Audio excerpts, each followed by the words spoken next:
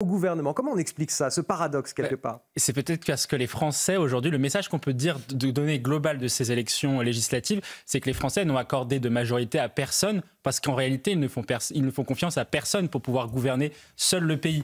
Or, Michel Barnier, lui, incarne une personnalité qui arrive et qui dit « je vais gouverner avec les autres, avec le maximum des forces politiques en présence ». Et donc, à ce titre-là, il obtient justement une partie de la confiance des Français.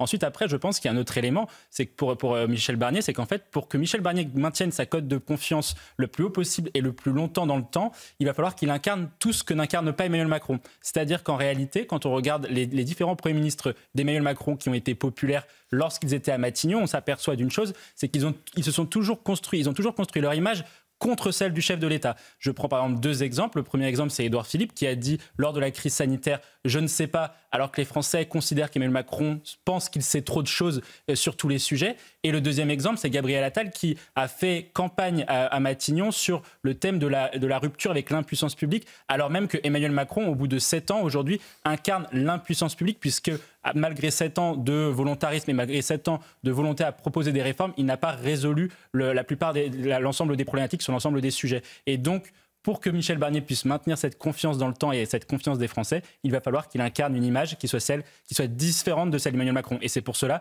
qu'il a, dès le début de ce qui a été dit, lors de son premier déplacement sur l'hôpital Necker, il a indiqué qu'il allait utiliser une méthode différente de celle d'Emmanuel Macron. Moi, ce que je trouve intéressant,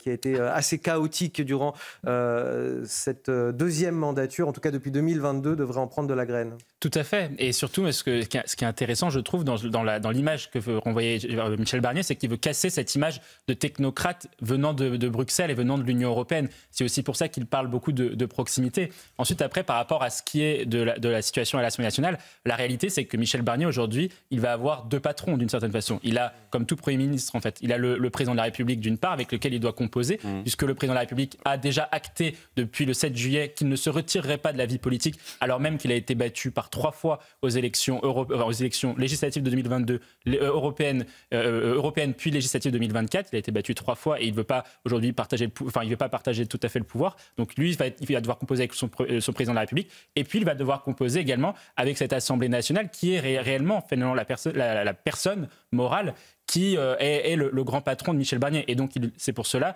qu'il a envoyé le maximum de signaux positifs à l'égard de toutes les formations politiques, en parlant effectivement des sujets qui préoccupent Marine Le Pen et le Rassemblement national, des sujets de sécurité, d'ordre, d'immigration, les sujets liés au travail et aux finances publiques avec Laurent Wauquiez, les sujets liés à Gabriel Attal, donc de l'éducation nationale, où il en a beaucoup parlé également, et puis les sujets de la gauche avec la dette écologique et les services publics. Et donc, c'est pour ça qu'il essaye d'envoyer le maximum de messages consensuel, parce qu'aujourd'hui, il faut un Premier ministre consensuel pour cette Assemblée nationale ingouvernable. Alors, c'était l'un des noms évoqués pour Matignon.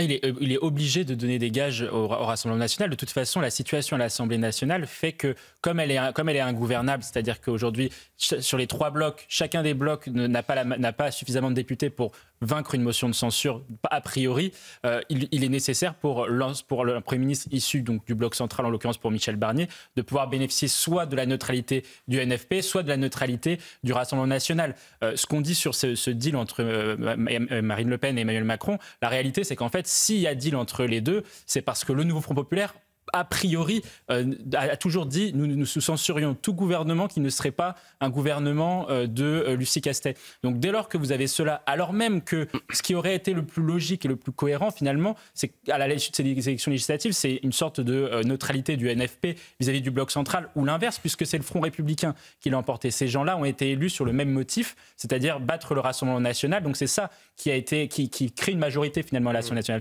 Dès lors que le NFP radicalise sa position et ne veut pas faire de compromis ni d'alliance avec le bloc central, forcément, le Premier ministre issu de ce bloc-là est obligé de composer avec le Rassemblement national. Un dernier mot dans le budget. Tout à fait. Le budget, il y a 2 objectifs. Le premier, effectivement, c'est de répondre aux injonctions de l'Union européenne parce que, justement, la France fait face à un mur de la dette avec 3100 milliards de dettes et surtout des déficits qui sont galopants puisqu'on est à nouveau, la Cour des comptes a alerté le gouvernement sur sa trajectoire des finances publiques puisqu'on est non plus à 5,4% de déficit public, mais on serait à 6,5% de déficit public. Donc la trajectoire est très négative. Et puis le deuxième enjeu, c'est de faire voter ce budget-là avec cette Assemblée-là et justement avec ce qu'on venait de dire, la neutralité du Rassemblement national. Je pense que Michel Barnier a deux objectifs sur ce budget. Le premier, c'est effectivement de contenter le Rassemblement national sur au moins deux sujets, au moins avoir une mesure forte sur le pouvoir d'achat des Français. Ça peut être effectivement une baisse de TVA, ça peut être sur les produits de première nécessité, ça peut être éventuellement un chèque alimentaire ou quelque chose de cette nature-là, un chèque énergétique. Et puis d'autre part, renforcer les moyens de la sécurité, notamment en termes de protection migratoire. Dans le reste de l'actu, la France insoumise, là en l'occurrence, c'est une opposition de pacotille quand même, il faut le rappeler.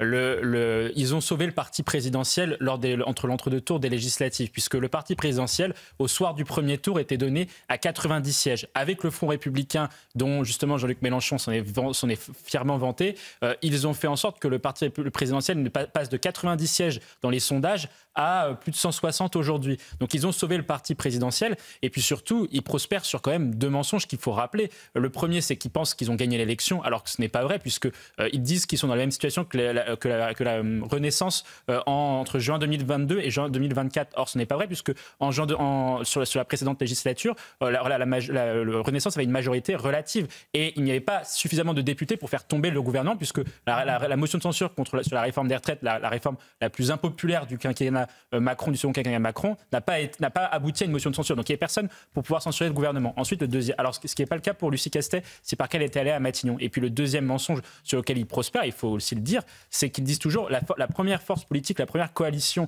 arrivée en tête à l'Assemblée nationale doit être à Matignon. Mais ça, ce n'est pas vrai. Ce n'est pas tout à fait juste. Quand on regarde au niveau européen, on voit bien qu'en Espagne, c'est l'Union des droites qui est en tête au Parlement. Ce n'est pas l'Union des droites qui gouverne. Et même dans l'histoire de France, sous la 4e République, en 1956, la coalition des droites était arrivée en tête, et c'est pourtant Guy Mollet, le socialiste, qui a continué de gouverner le pays parce que justement il bénéficiait de la neutralité du Parti communiste. Donc à un moment donné, il faut que la gauche arrête avec ces mensonges qu'ils essaient d'imposer dans le débat public et qui ne correspondent à aucune réalité. C'est écrit nulle part que le président doit nommer la première coalition. Effectivement, il nomme qui il veut. Il nomme qui il veut.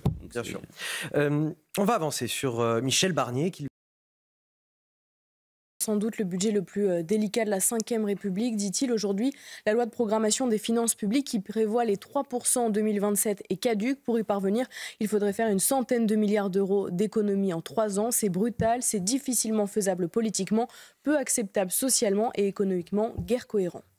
Mathieu Hoc. Oui, ce qui est intéressant dans l'entretien de Pierre Moscovici, c'est qu'il dit aussi la chose suivante, c'est que la trajectoire aujourd'hui des finances publiques à horizon 2027 n'est absolument pas tenable pour tenir les critères du pacte de stabilité le pacte de stabilité, donc les critères de Maastricht, qui sont de 3% de déficit public. Aujourd'hui, on a un nouveau dérapage des finances publiques pour cette année, 6,5% du PIB a priori selon la Cour des comptes, ce qui doit nous alerter collectivement. Ce que redoutent les Européens, les partenaires européens, et ce que redoutent les marchés financiers, c'est que la France emprunte le chemin de la Grèce, c'est-à-dire un chemin où vous avez une instabilité gouvernementale. On se souvient de la Grèce en 2015, lorsque Alexis Tsipras arrive au gouvernement. Il y avait gagne les élections législatives en Grèce, donc le leader d'extrême gauche proche de Jean-Luc Mélenchon, et il entame il veut justement changer la politique austéritaire pour mettre une politique de dépenses, notamment de dépenses publiques. Or, il entre dans un bras de fer avec l'Union européenne, et ce qu'aurait fait le nouveau Front populaire, puisque le nouveau Front populaire avait 250 milliards de mesures de dépenses supplémentaires annoncées. Et donc, il est entré dans un bras de fer avec l'Union européenne, et le bras de fer avec l'Union européenne est forcément au détriment du pays en question. Et donc, la Grèce avait Alexis Tsipras avait dû quitter le pouvoir parce qu'il avait été mis sous tutelle par ce qu'on appelle la Troïka européenne, donc par les institutions européennes. Et ce que redoutent les partenaires européens, c'est qu'aujourd'hui, la France emprunte ce scénario de crise de la dette souveraine, avec justement une dette qui ne soit plus maîtrisée. Et c'est pour cela qu'un Michel Barnier rassure les partenaires européens, parce que lui a effectivement négocié, ça a été rappelé, le Brexit. Lui est une personnalité qui a été un ancien commissaire européen, et donc lui sera peut-être capable de pouvoir maîtriser la trajectoire des finances publiques à court terme. Mais Jules Torres, ça va se faire sur un fil pour Michel Barnier, parce qu'il veut défendre les services publics, il veut améliorer la situation notamment à l'hôpital, avec un exercice budgétaire très contraint. Et là, Pierre Moscovici nous